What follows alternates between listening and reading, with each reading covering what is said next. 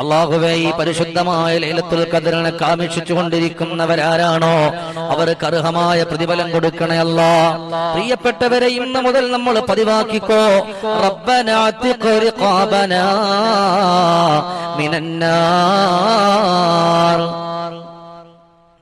മുഅ്മിനീങ്ങളെ, നമ്മൾ അവസാനത്തെ പത്തിലാണ് നമ്മളുള്ളത്. ലൈലത്തുൽ ഖദ്റിനെ ഏറ്റവും കൂടുതൽ ആഗ്രഹിക്കേണ്ടുന്ന ദിവസങ്ങളാണ്. ഈ ദിവസത്തിലാണ് നമ്മൾ പറയാനുള്ളത്, റബ്ബനാ അതിഖ് റിഖാബനാ മിനന്നാർ. അല്ലാഹുമ്മ ബല്ലിഗ്നാ ലൈലത്തുൽ ഖദ്ർ റബ്ബനാ തഖബ്ബൽ മിന്നാ ഇന്നക അന്തസ് സമീഉൽ അലീം. നല്ല നീയത്തോടുകൂടി ചൊല്ലുന്നവനാരാണ്? അല്ലാഹു തആല നരകത്തിൽ നിന്നവനെ കരകയറ്റുകയാണ്. പിന്നെ നമ്മൾ പറയുന്നത്, പടച്ചവനെ വബല്ലിഗ്നാ ലൈലത്തുൽ ഖദ്ർ, ലൈലത്തുൽ ഖദ്റിനെ എന്നിലേക്ക് എത്തിക്കണേ അല്ലാഹ്. ഈ ദുആ നമ്മൾ അവസാനം വരെ ചൊല്ലണം. ഇനിയുള്ള എല്ലാ ദിവസവും നമ്മൾ ഈ ദുആ ആരക്കണം. ഈ ദുആ ഏറ്റവും നല്ല അമൂല്യമായ ദുആയാണ്. ഇതിനെ മറക്കല്ല, ഇതിനെ മറന്നുകൊണ്ട് കടന്നു പോകല്ല. അതുകൊണ്ട് പരിശുദ്ധമായ നരകമോചനത്തിന്റെ പത്തിലൂടെ കടക്കുമ്പോ ഉമ്മമാരെ, സഹോദരങ്ങളെ, നിങ്ങളെ കൊണ്ട് ചൊല്ലാൻ പറ്റുമോ? നിങ്ങളെ കൊണ്ട് ചൊല്ലാൻ പറ്റുമോ? എല്ലാവരും ചൊല്ലണം. 3 എണ്ണം. 1 അസ്തഗ്ഫിറുല്ലാഹ്, രണ്ടാമത്തെ അല്ലാഹുമ്മ അതിഖ്നി മിനന്നാർ, മൂന്നാമത്തത് വഅദ്ഖിൽനിൽ ജന്ന, അല്ലാഹുവേ നിന്റെ സ്വർഗ്ഗത്തിൽ എന്നെ കടക്കണേ അല്ലാഹ്, കടത്തണേ അല്ലാഹ്. ആദ്യം നമ്മൾ ചോദിക്കാനുള്ളത് ഇസ്തിഗ്ഫാറാണ്, അല്ലാഹുവിലേക്കുള്ള തൗബയാണ്. രണ്ടാമതായിട്ട് പറയുന്ന ഒന്ന് ഏതാണ് എന്നറിയോ? രണ്ടാമത്തെ കാര്യം അല്ലാഹുവിന്റെ നരകത്തെ തൊട്ട് കാവൽ ചോദിക്കുകയാണ്. മൂന്നാമത്തതോ വഅദ്ഖിൽനിൽ ജന്ന, നിന്റെ പരിശുദ്ധമായ സ്വർഗ്ഗത്തില് എന്നെ കടത്തണേ അല്ലാഹ്. 3 എണ്ണം നമ്മൾ ചൊല്ലി. ഇനി ഏതാ നമുക്ക് ഇന്ന് മുതൽ നമ്മൾ പതിവാക്കാനുള്ളതാണ്? ഇനി ഏതാണ് നരകത്തിൽ നിന്ന് രക്ഷപ്പെടാൻ പറ്റുന്ന മറ്റുള്ള വഴികളാണ് നമ്മൾ പറഞ്ഞു പോകുന്നത്. നല്ലതുപോലെ മനസ്സിലാക്കിയാൽ നമുക്കൊരുപാട് സന്തോഷമുണ്ടല്ലോ. 3 ഹജ്ജൊരു വ്യക്തി ചെയ്താൽ പിന്നെ അവനും ഹറാമെന്നാണു നരകം പൊന്നേ. തിരുമുസ്തഫ ഇത് വ്യക്തമായി പറയുന്നതാണ്. അല്ലാഹുവിന്റെ ഹബീബ് സല്ലല്ലാഹു അലൈഹി വസല്ലമ തങ്ങൾ വ്യക്തമായിട്ട് പറയുന്നതാണ്. പ്രിയമുള്ള സഹോദരങ്ങളെ, അല്ലാഹുവിന്റെ ഹബീബിന്റെ പരിശുദ്ധമായ വാക്കുകൾ ഒന്നും തന്നെ ഇന്ന് വരെ പാഴായി പോയിട്ടില്ല, ഇന്ന് വരെ നഷ്ടപ്പെട്ടു പോയിട്ടില്ല. 3 തവണ നീ നരകമിൽ നിന്നഭയവും തേടുന്നു എങ്കിൽ പറയുമപ്പോൾ നരകവും ഒഴിവാക്ക് എന്നിൽ നിന്നിലാഹി അവനെയും എന്നുള്ളതും കാണാം ഹദീസിൽ തന്നെയും. ഒരാൾ ഏതെങ്കിലും തവണ 3 തവണ ചോദിക്കുകയാണ്. നമ്മൾ എത്ര തവണയാണ് ചോദിച്ചത്? അല്ലാഹുമ്മ അതിഖ്നി മിനന്നാർ, അല്ലാഹുവേ നിന്റെ നരകത്തിൽ നിന്ന് എന്നെ രക്ഷപ്പെടുത്തണേ അല്ലാഹ്. 3 തവണ ഒരാൾ എന്റെ പെങ്ങളെ നമ്മൾ ചോദിച്ചാൽ നരകം അല്ലാഹുവിനോട് പറയുന്നു, റബ്ബേ ആ പെണ്ണിനെ വന്നൊഴിവാക്കണം അല്ലാഹ്, അവനെ വന്നൊഴിവാക്കണം റബ്ബേ. അവൻ 3 തവണ എന്നിൽ നിന്ന് കാവല് ചോദിക്കുന്നു റബ്ബേ, എനിക്കവനെ വേണ്ട. 3 തവണ. നമ്മളിപ്പോ എത്ര വട്ടം നമ്മൾ ചോദിക്കുന്നുണ്ട്? നമ്മൾ ഇതൊക്കെ ചോദിക്കുമ്പോഴും നമ്മുടെ ഖൽബിന്റെ ഉള്ളിൽ ആ ഒരു ചിന്ത വരണം. അപ്പോഴാണ് നമുക്ക് വിജയിക്കാൻ കഴിയുന്നത്. എന്നാലോ 3 തവണ നീ നരകമിൽ നിന്ന ഭയവും തേടുന്നു എങ്കിൽ പറയും അപ്പോൾ നരകവും ഒഴിവാക്ക് എന്നിൽ നിന്നിലാഹി ഇവനെയും എന്നുള്ളതും കാണാം ഹദീസിൽ തന്നെയും. അതുപോലെ തന്നെ സ്വർഗവും എന്നുണ്ട്, കടത്തന്നിൽ അവനെയും എന്ന തേടലുമുണ്ട്. അതിനും അവൻ ചോദിച്ചിരിക്കണമേ അത്, അതിനും അവൻ ചോദിച്ചിരിക്കണമേ അത്. മറാത്ത് മൂന്നാണ് സുആൽ ചെയ്യേണ്ടത്. അകറ്റണ്ട റബ്ബേ നരകമിൽ നീ നിന്ന്,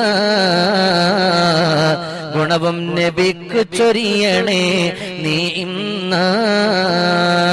ഏതെങ്കിലും ഒരാൾ ഇതുപോലെ ചോദിച്ചു കഴിഞ്ഞാൽ, നരകത്തെ തൊട്ട് കാവല് ചോദിച്ചാൽ, നരകത്തിന്റെ പീവത്സകരമായ കാര്യങ്ങളെ തൊട്ട് കാവല് ചോദിച്ചാൽ അല്ലാഹു സുബ്ഹാനഹു വ തആല അവനെ രക്ഷപ്പെടുത്തുമെന്നാണ്. അല്ലാഹു അവനെ രക്ഷപ്പെടുത്തുമെന്നാണ്. നരകത്തിൽ നിന്നവൻ കാവല് ചോദിക്കണം. എത്രയോ തെറ്റുകൾ അറിഞ്ഞും അറിയാതെയും വന്നുപോയി. ഇപ്പൊ ഞാനിപ്പോ എങ്ങനെയാ ഇപ്പൊ ചോദിക്കാം? മസിൽ പിടിച്ചിരുന്നിട്ടൊന്നും ഒരു കാര്യമില്ല. മസിൽ പിടിച്ചിരുന്നിട്ടല്ല കാര്യം ഇല്ലേ? ചില ആൾക്കാരോട് എന്തെങ്കിലുമൊക്കെ ഒന്ന് പറയുമ്പോൾ എന്ത് ചെയ്യും? ഒന്ന് ചിരിക്കാന്ന് വിചാരിക്കും. മസിൽ പിടിച്ചിട്ട് ചിരിക്കാനായിട്ട് എന്തെങ്കിലും തോന്നത്തില്ല. അങ്ങനത്തെ ആൾക്കാരുണ്ട്.